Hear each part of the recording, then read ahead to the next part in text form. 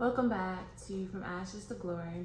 I'm Janine, and today is day 37 of our Lenten journey, where we follow Jesus not just to the cross, but through it, into the full revelation of his love.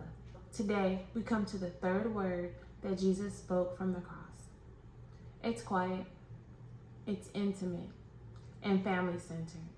When Jesus saw his mother and the disciple whom he loved standing nearby, he said to his mother, "Woman, behold your son." Then he said to the disciple, "Behold your mother." And that was John 19, verses 26 and 27.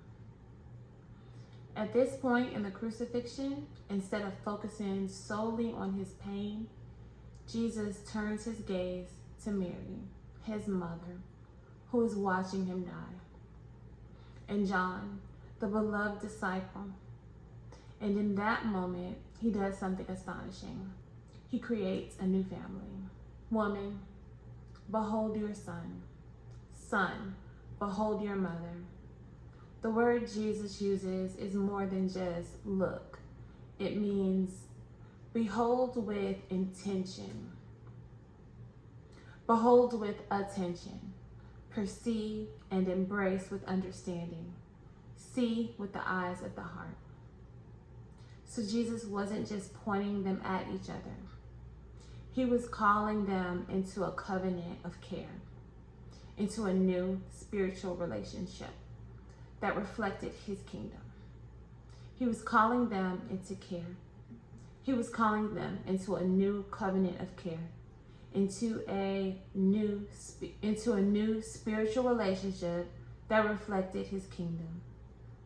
In Jewish tradition, the firstborn son bore the responsibility of caring for his parents, especially a widowed mother.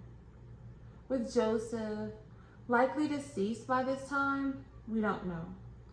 Even in Jesus' death, Jesus fulfills his obligations as a faithful son.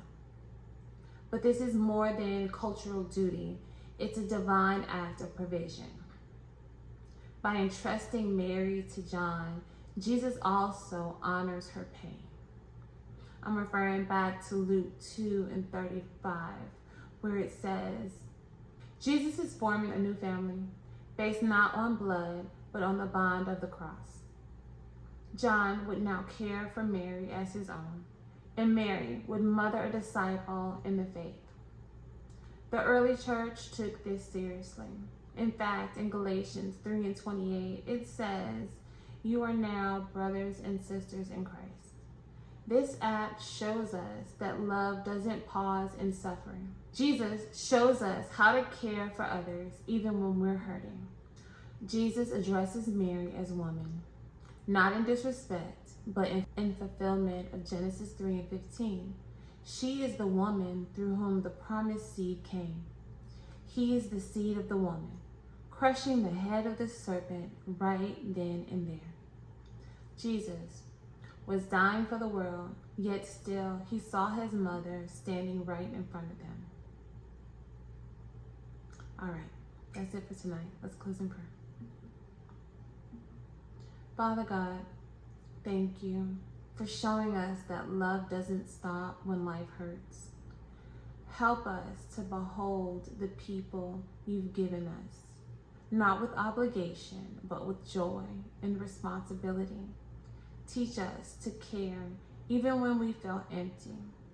Let us provide for others with the same heart you had on the cross. Thank you for the gift of spiritual family. Lord, knit us together by your Spirit and let compassion rule in our hearts. In Jesus' name we pray. Amen.